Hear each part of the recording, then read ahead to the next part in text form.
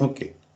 Uh, so we did we understood, discussed with specific example xn to x e to the power j omega, where we considered moving average in the previous class. And we know the inverse DTFT relationship. And in this class, we are starting with an example of given a discrete time Fourier transform, what will be the corresponding xn time domain sequence that will be described, that can be arrived at from x to the power j omega. So the example here is a transfer function of this nature, which is nothing but a low pass filter described in discrete time this frequency domain through discrete time Fourier transform.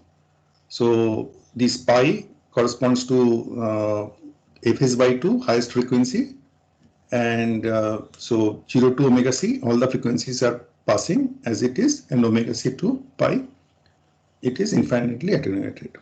Okay. So then what we do, we just perform the inverse transform from the definition. So this h to the power j omega multiplied with e to the power j omega n d omega minus pi to pi. That is the basic definition. Now h to the power j omega is 1 in the region minus omega c to omega plus omega c. Rest of the places it is 0. So that goes out of the integration equation. Okay. And when you perform that by these few simple steps, which you all know how to do integration of e to the power j omega, we arrive at sine omega c n by pi n. Okay. So this is my corresponding response. Okay, unit sample response. If h to the power j omega is to be like this, then unit sample response would be of this nature. Okay. So what we note that n is there from minus infinity to plus infinity. Okay. So n that is less than 0. Okay. We'll ask for future samples. Right. So that way it will be an anti-causal, non-causal system. In cases where the sample is not available, so offline, it is not offline or not image processing kind of thing. Okay, this is avoidable. This is something which you cannot use because future samples have not yet arrived. Okay, so this is one point we note. And second point we note that even if it is causal or the what is that called, offline processing, image processing, where samples, these indices are not time but space, the requirement of this impulse response to exactly provide us a discrete time Fourier transform is like this. Requirement is that n should be infinitely long. Okay, so this is an issue, and infinite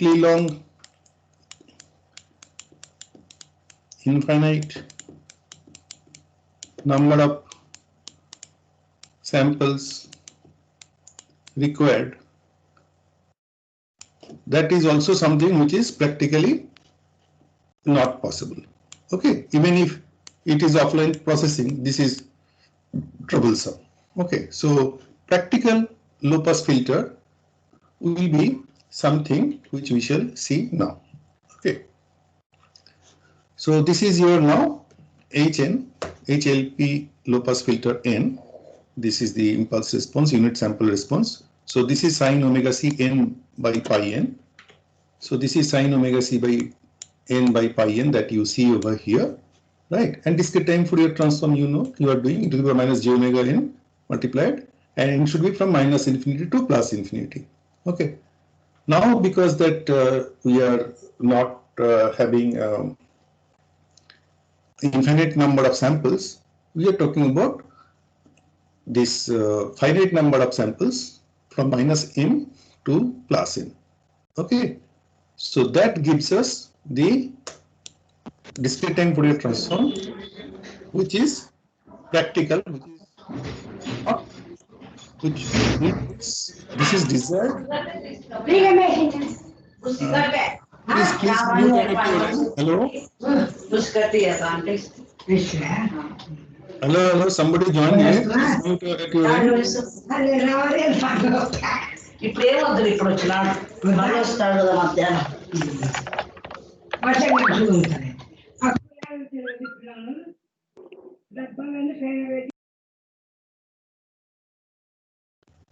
Thank you. Okay. So, if in this case, this is what you will get a real version of desired the one that low pass filter that we started with. Okay. And then for different values of n,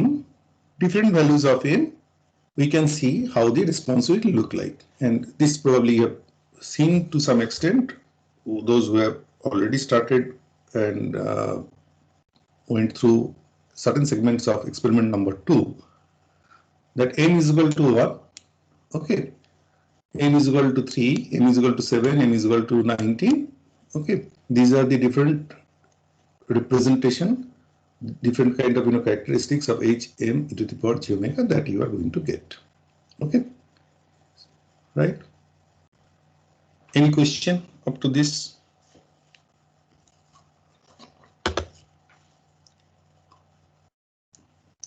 Is there any question? Any doubt?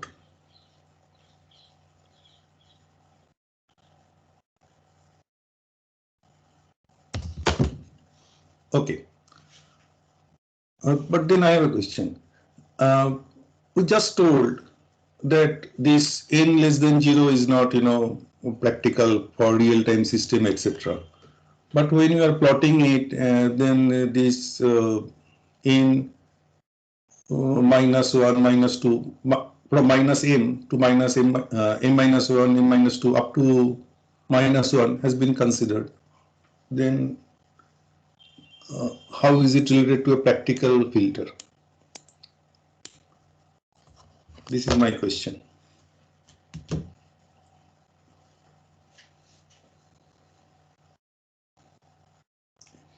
Anyone wants to answer? So maybe we can shift it out further by m. Can you elaborate? Sir, when we can shift it, means hm means hlp n minus m, and then if we take its Fourier transform, then it will be multiplied just by a phase term. Right. So that what's your name, please? Name, please. Chaneshwaran. So your friend has very, very correctly mentioned, okay, that if you have a system like this, then there will be no phase lag, no delay. I mean, this side minus m and this side is plus m and this is one sample is there at 0. Okay. But in practical system, you can consider that it need not be instantaneous. I mean, certain amount of delay is acceptable. Okay, delay is acceptable. So that means you have include, there is some system here, data you have given a signal. This is your yn. Okay, yn is a processed signal, that means low pass filtered signal, right? But processed, but it is a processed delayed version of it. That is acceptable.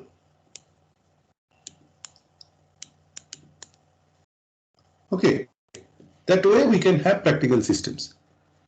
So the amount of delay that is acceptable, depending on that, you can have, what about this hn we talked about, this particular, this n minus m to plus m also, right? When you calculate this value, this sin omega c n by pi n, whatever value that you are getting, okay, whatever value that you are getting, you can take as many from the left hand side and shift the entire thing to the right hand side. So if you take m, now value of m is now, as I said, depends on how many, how much delay is acceptable from real timeness point of view, and also the other consideration will be the amount of processing. And third consideration will be, if you keep on increasing the order of the filter or value of m, are you getting any perceptible change? Is there any perceptible or significant improvement in the performance? Okay, considering all those things, you will decide the value of m, right? So you will be shifting it. Okay, now that the central point, that here this one is 1 at n is equal to 0, that will not be at 1 at n is equal to 0, that will be at n. Okay, because it is m sample shifted. Okay, the entire thing shifted. So that will be the practical implementation of this. So this minus m etc. is not causing problem in terms of causality, because the entire this hn will be shifted to the right hand side. So basically you will be working with a hn minus capital M version of it. Okay. Now, as I said, we shall always look at doing something on our own and looking at the effect in a signal processing course. Okay. So here we are just writing a small function. My sync, it is not say exactly sync sin x by x. My sync means whatever works for this particular example. So just go through it, spend 1-2 minutes. Now that you have already started the lab and spent 3 days, I believe from this you can figure out what is it doing and what is expected. So someone who has not answered, said anything as yet, still from the start of the class, is to answer this one. Anyone who has not yet spoken, please make yourself heard and tell what is expected out of it.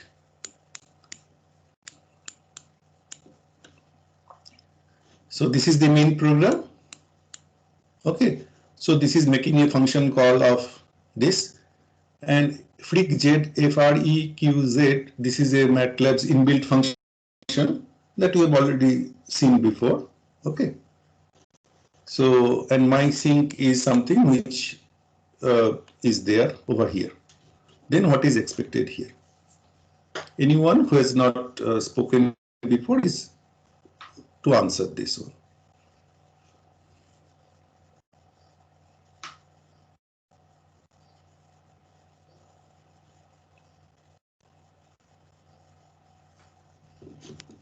So this is one segment, this is another segment, and this is something.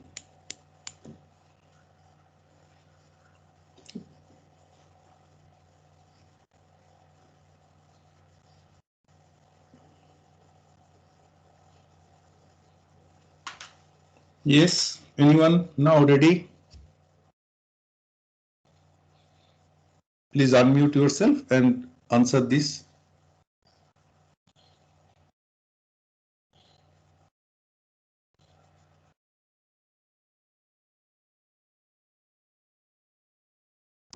Sir, I think this just generates the sync function as we require it. Like omega c into x by pi x, not pi x or sine pi x by pi x. And there is like a special provision here for the middle value, because if you do sine 0 by 0, then it will be probably become undefined. So therefore, in the last one, you have done hd plus 1, that is the mid value, omega c by pi especially. And for before it, where small n goes from 1 to d, we can simply apply the formula as was given in the experiment also. HDN, and similarly for D plus 2 to capital N, which is the total number of terms here, Right. we can simply use the same formula. So what is D here? So the shift which we have done. So middle point of So filter. D is the shift. Okay. D is the midpoint of this, right? So that you can, you can avoid this D also. I mean, from this capital in the whole also you can get it. However, always there is a code can always be improved. So this is one sometimes someone written and you can play with it.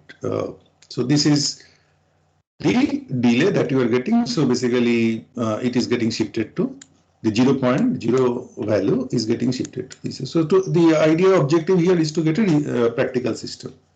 So you can continue the person who spoke. So that is, yeah, you have correctly told that this is the impulse response, unit sample response of this low pass filter that have been codified, which is practically realizable because the D sample shift is considered here. Okay. And what is this one is doing? This part, please. Please continue. Who answered this one? We are just plotting first a time response as a stem plot, and then the frequency response of the filter with all omega c's set to pi by 2 and the number of points varying from 3 to I think 39. So Right. like different orders of the filter itself. Right. Okay. Thank you. Right. And so this is expected to be that total 3 into 2 or 3 rows and 2 columns will be there, and accordingly it will be plotted for different such combinations of d omega c n. Okay. So this is what you see. Is it expected? If it is doing fine, then if it is doing fine, we shall use this Hn, this impulse response, okay, for any signal Xn, which is given as input to a system which is having impulse response, unit sample response of Hn to generate Yn. So first of all, you are looking at the Hn, whether it is doing fine or so. Is it doing fine? Just look at the what is it supposed to plot.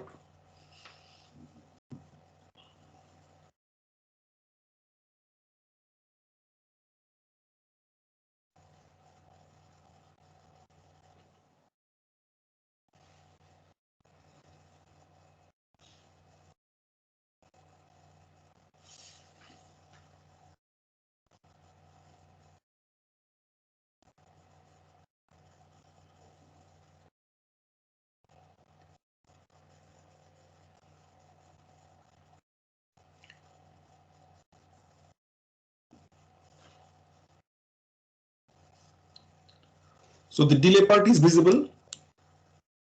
This is 4, this is 20, so this is symmetric about this point, okay, and also the filter characteristics, it is more closer to ideal. Of course, these ripples and other things are there, okay, but the transition is sharper over here. Is it fine? Can I move ahead? So it serves purpose. Can I move ahead? Is it matching? Yes, sir. Yes, sir. Okay. So I hope no one has a doubt. So as I said, more is left to you to play with and vary different parameters and see. So this we already did before. Isn't I mean, wrote our own code, etc. Okay. So this function, and then we are just invoking this function. And again, you go through the code. Again, somebody who has not spoken before, tell me what is expected when we use this code. Okay. So of course, this is Xn, and this is the system which is the low pass filter that we talked about. This is your yn, okay, and then we are doing convolution by which you are getting the output yn from xn.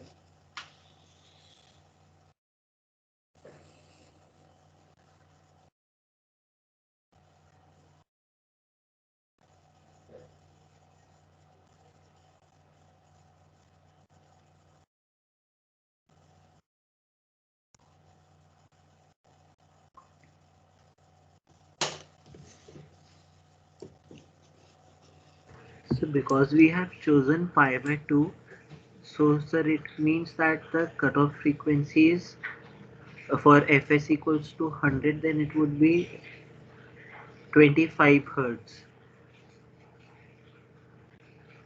Right, sir?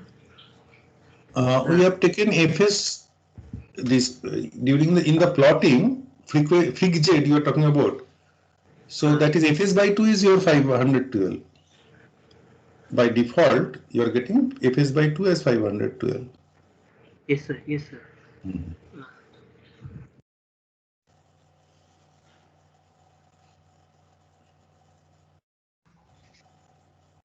Okay, now tell me what is expected to do and what is being done here. Anyone who has not spoken before, please volunteer.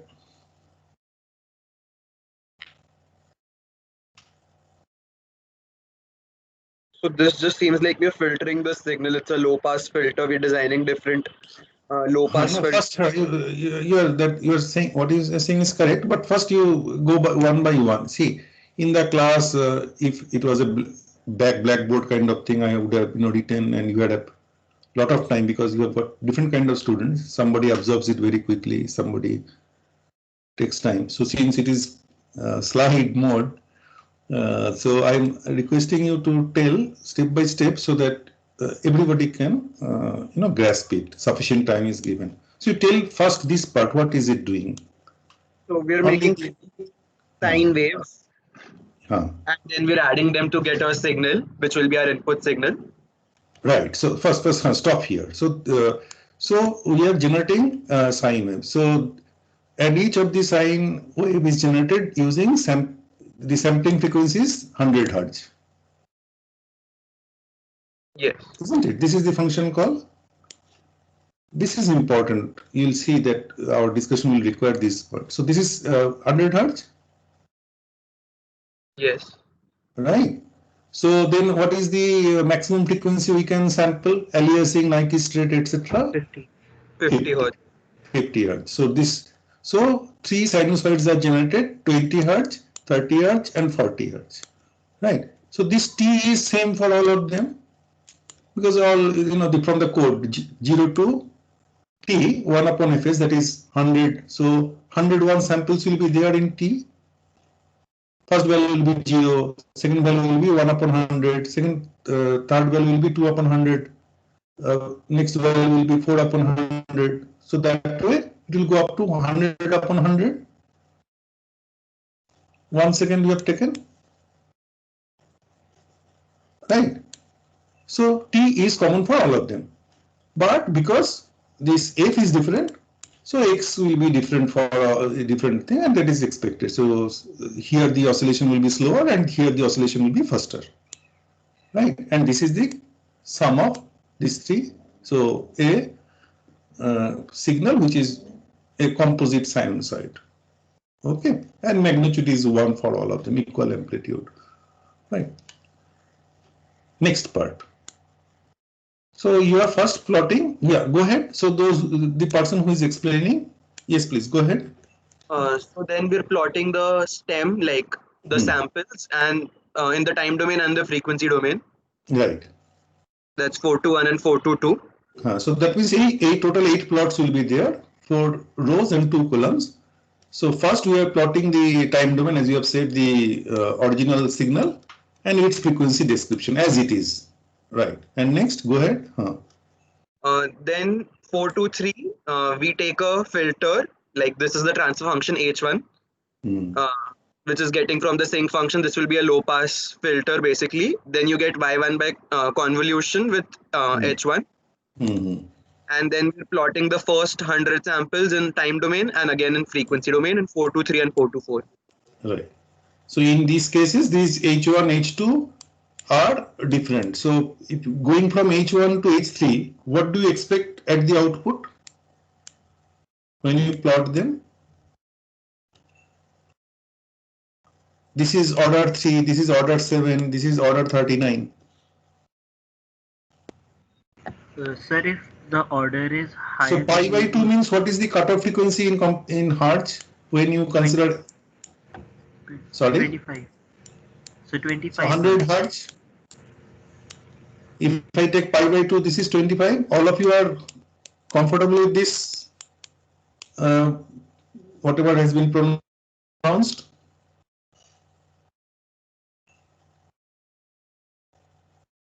Yes, sir.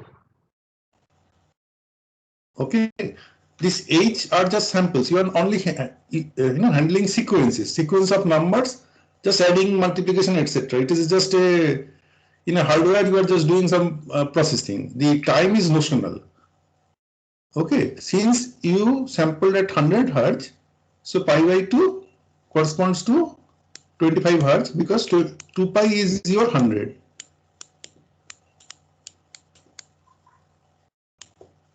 Okay, so pi by 2 is your 25 hertz.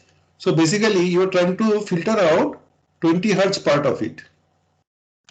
3 sinusoids are there. So at the output, you should see that 20 hertz signal is there, and of course you expect that which one should do the filtering better compared to, if you compare this 3739, The last one. right, and this one should and this should perform in between also.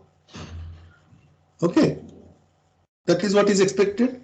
So the first one still some residual of 30 or 40 may be there, though your objective is to filter out 20. That's why you have kept this 25 hertz, but you have noted that this is how things work out. There is not practical filter is there is no sharp transition. Okay, now we understand the code and what this code is supposed to do, right? And we also can understand the concept of time, how it is actually being played out when you are doing multiplication, addition, etc., which is the convolution relationship. Convolution will do. Now this is what you see. Now what is your observation on this? Forget about this part. Don't look at this part now. Now when you look at this, what is your observation? The first one is, of course, the 3 sinusoids, each one of equal amplitude and all, right? And your comment on this. This was 3, this was 7, and this was 39. 3, 7, 39. What is your comment? The improvement from 7 to 39 is not very drastic, it would seem. Right. So you can keep trying with other numbers, 39 to 41, etc., etc. But if you see that performance is not improving or much, or there is not perceptible change, okay, from visual point of view, okay, then you should not go for such a high thing. That is what I was telling at that time, these practical issues. You remember? Somewhere we discussed this. If the performance, so because of that nature, right? So that is something to do with stop band attenuation. So that is what is your lab experiment you will be doing. That at some point of time you will be having after some point there will be something that you cannot avoid. You cannot make it infinite, I mean zero as such, as long as you are having finite number of samples. Okay. And of course here a good amount of residual from this is 30 Hz was there, 40 was subsided, and this is 30 come down, 40 is still there, right? And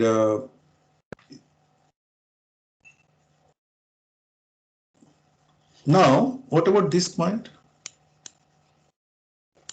What is mentioned here?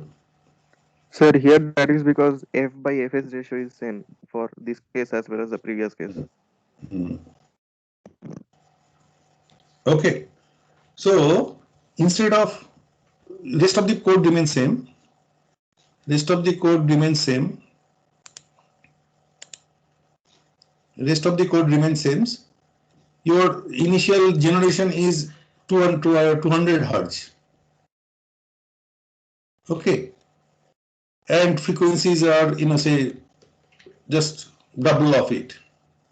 And you are taking 0.5, just is the number of samples are same. I mean that is the only issue. So 0.5 is not a big deal.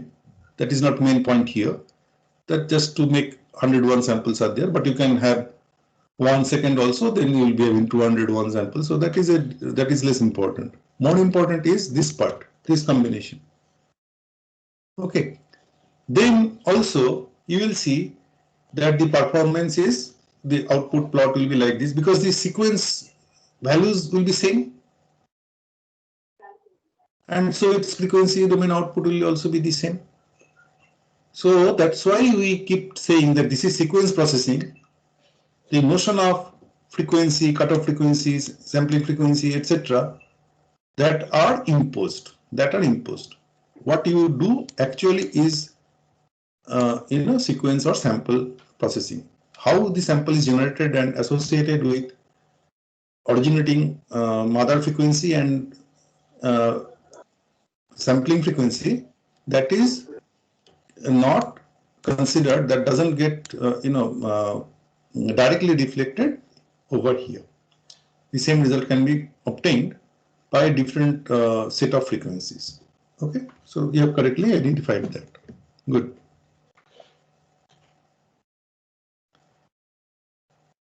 Now we look at some this, when we talk about this DTFT, IDTFT inverse, there are some special cases which you need to remember, which then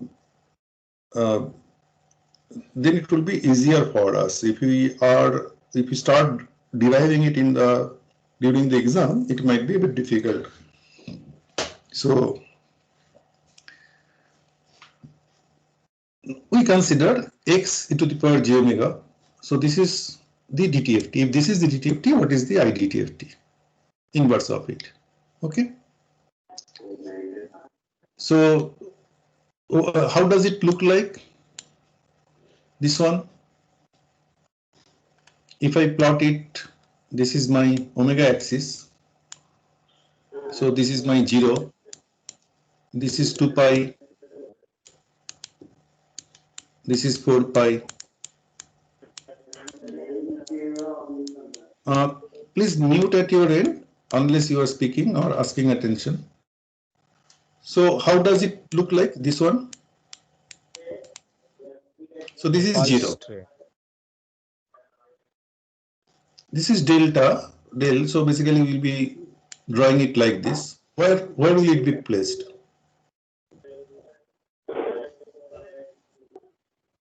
So I think the initial will be at,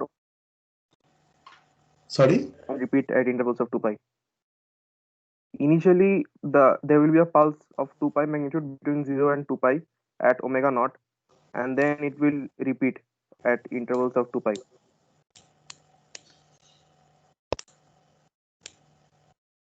That is what you mean to say?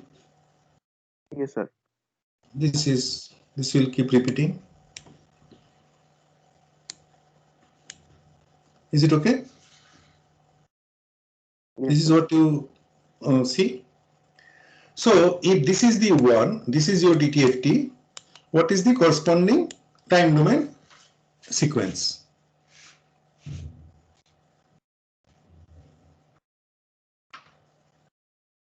Okay. So the time domain sequence, if you look at it, you will be just doing an integration the way you do it. Okay. So that is minus pi to pi.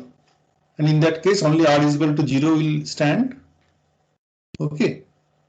So then only the other things will not be there. So this equation, this term will, be, this will come down to this, and this is valid. This is 1. This one, when you integrate, the area under this will be 1 only for omega is equal to omega naught. Right. So 2 pi cancels. So this is your e to the power j omega naught n.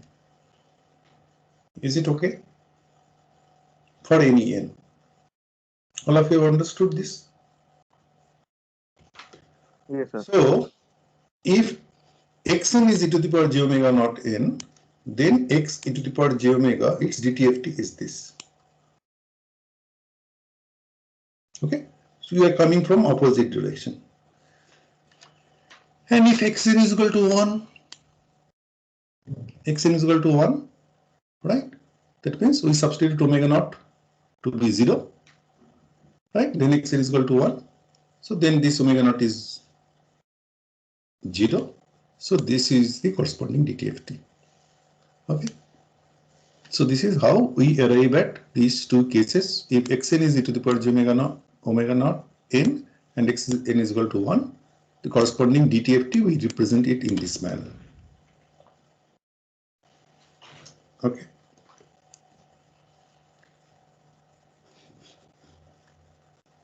Now, this we have already seen.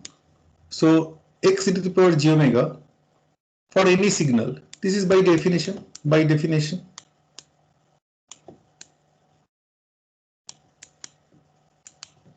Okay. Given any xn, it will be e to the power minus j omega n. Minus n is equal to minus infinity to plus infinity, you get dtft. So xn here is e to the power j omega naught n. So it is e to the power j omega naught n. Right. So if this is the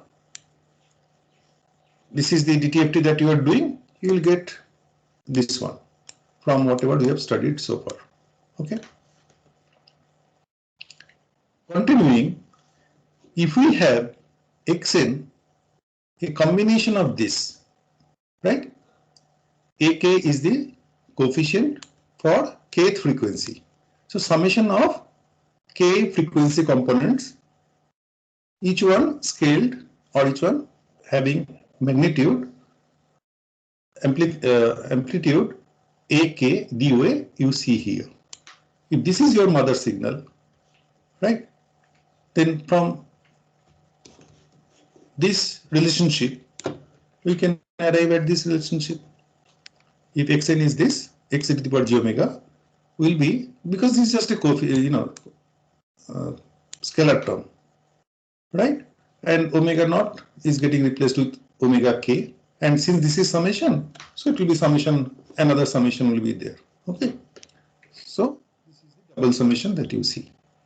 So R is with this, K is with the multiple sinusoids, composite signal, the frequencies that we are talking about, and AK is the corresponding scalar component. This is fine? All of you understand this? Okay, later on it might be used, but often we kind of fail to see how these two are related. I mean, how one comes from the other. This is the last one, and then we shall stop. I'll take 2 minutes extra. I'll stop at 11 o'clock sharp. We started late. So this is your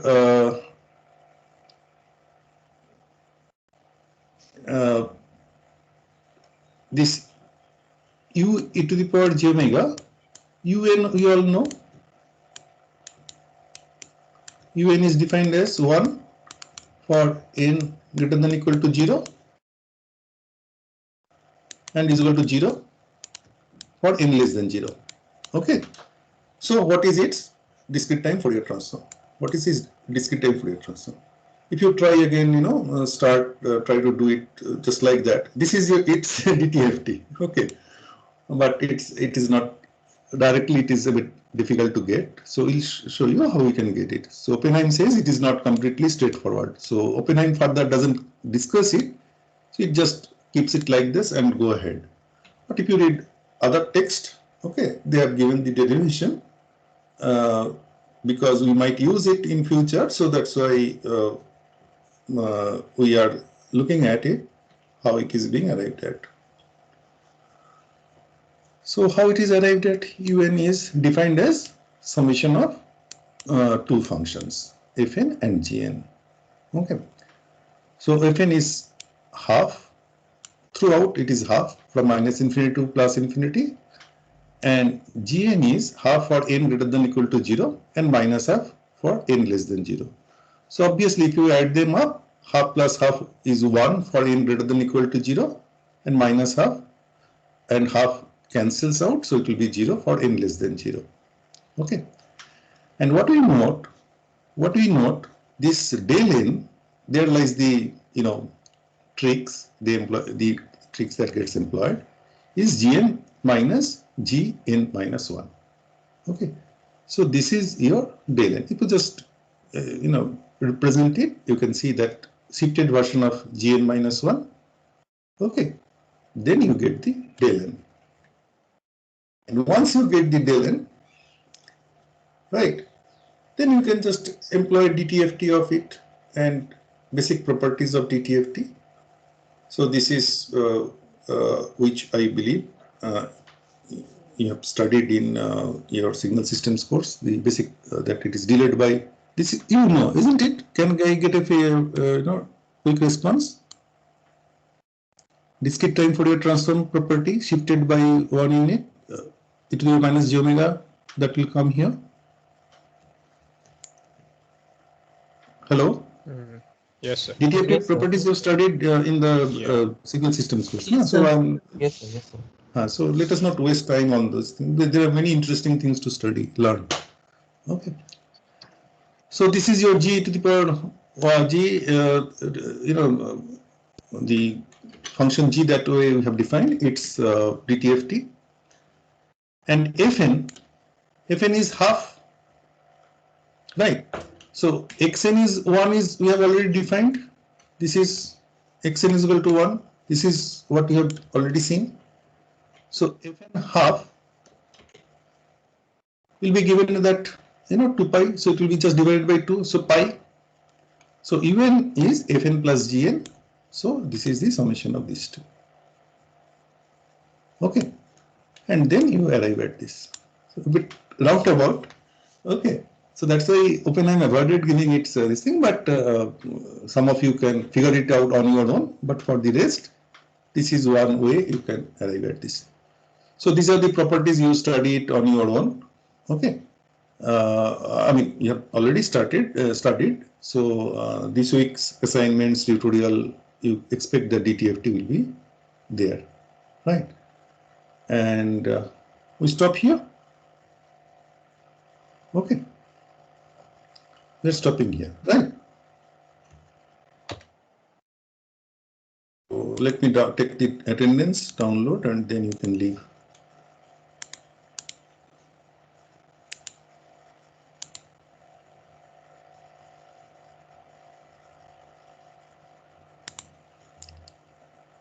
Okay, I have downloaded the attendance and I have stopped recording. So you